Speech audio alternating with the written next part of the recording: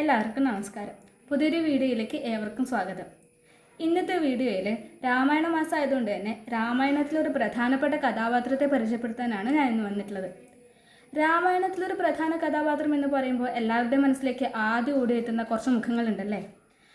അവരാണ് രാമൻ, ലക്ഷ്മണൻ, സീത, രാവണൻ, ഹനുമാൻ എന്നിവരൊക്കെ. പക്ഷേ ഇവരാരും പറ്റിയിട്ടല്ല ഇന്നത്തെ വീഡിയോയിൽ ഞാൻ പറയാൻ പോകുന്നത്. അപ്പം നിങ്ങൾ മനസ്സിൽ വിചാരിക്കും, ഇവരാരും അല്ലെങ്കിൽ പിന്നെ രാമായണത്തിൽ പ്രധാന കഥാപാത്രം ആരാ എന്നല്ലേ. ആ കഥാപാത്രത്തിൻ്റെ പേരാണ് മന്ധര. മന്ധര ആരാന്ന് ചോദിച്ചാൽ രാമൻ്റെ പിതാവായിട്ടുള്ള ദശരഥ മഹാരാജാവിൻ്റെ പത്നിമാരിൽ ഒരാളായ കൈകേയിയുടെ ഒരു വളർത്തമ്മ എന്നൊക്കെ പറയാൻ പറ്റുന്ന ഒരു കഥാപാത്രമാണ് ഈ ഒരു മന്ധര.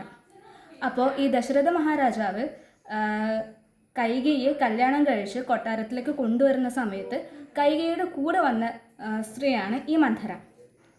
അപ്പോൾ അങ്ങനെ ഇരിക്കെ ഒരു ദിവസം കൊട്ടാരത്തിൽ എന്തോ ഒരു വലിയ ചടങ്ങ് നടക്കാൻ പോവുകയാണെന്നുള്ള പ്രതീതി ഉണ്ടാക്കുന്ന തരത്തിൽ ഒരുക്കങ്ങൾ നടക്കുന്നത് മന്ധരയുടെ ശ്രദ്ധയിൽപ്പെട്ടു. അപ്പോൾ ഇത് കണ്ട് മന്ധര കൈകേയിയോട് ചോദിക്കുകയാണ്, എന്താണ് ഇവിടെ സംഭവിക്കുന്നത്? എന്തോ വലിയ ചടങ്ങ് നടക്കാൻ പോകുന്ന പോലെ ഉണ്ടല്ലോ, എന്താണ് ഇവിടെ സംഭവിക്കുന്നതെന്ന് ചോദിച്ചു. അപ്പോഴാണ് കൈകേയി മന്ധരയോട് പറയുന്നത്, ശ്രീരാമൻ്റെ പട്ടാഭിഷേകമാണ് ഇവിടെ നടക്കാൻ പോകുന്നത്, അതിൻ്റെ ഒരുക്കങ്ങളാണ് ഇവിടെ നടക്കുന്നതെന്ന്. ഇത് കേട്ടപ്പോൾ മന്ധര കൈകേയിയുടെ മനസ്സിലേക്ക് ഒരുപാട് വിഷം കുത്തിവെക്കുകയാണ്.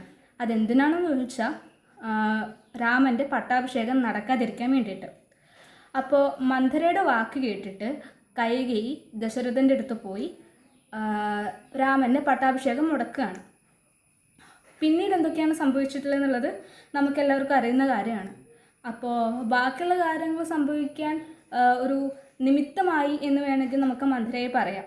കാരണം മന്ധര പറഞ്ഞത് കേട്ടിട്ടാണ് കൈകേയി ദശരഥൻ്റെ അടുത്ത് പോയി രാമൻ്റെ പട്ടാഭിഷേകം മുടക്കുന്നതും രാമൻ വനവാസത്തിന് പോകുന്നതും.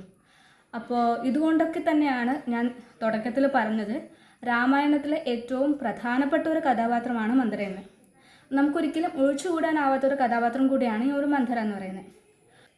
പിന്നെ എഴുത്തച്ഛൻ്റെ രാമായണത്തിൽ എഴുത്തച്ഛൻ പറയുന്ന ഒരു കാര്യമുണ്ട് ഈ ഒരു മന്ധരയെ പറ്റിയിട്ട്.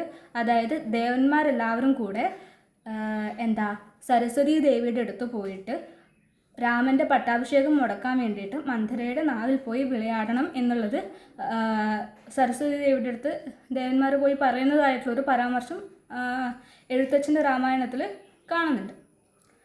അപ്പോൾ രാമായണ മാസം ആയതുകൊണ്ട് തന്നെ ഈ ഒരു കഥാപാത്രത്തിനെ പറ്റിയിട്ട് പറയാമെന്ന് വിചാരിച്ചിട്ടാണ് ഇങ്ങനെ ഒരു വീഡിയോ ചെയ്തത്. വരും ദിവസങ്ങളിൽ രാമായണത്തിലെ പല പല കഥാപാത്രങ്ങളെ പറ്റിയിട്ടുള്ള വീഡിയോ ഇനിയുണ്ടാവും. അതുവരേക്കും ബൈ.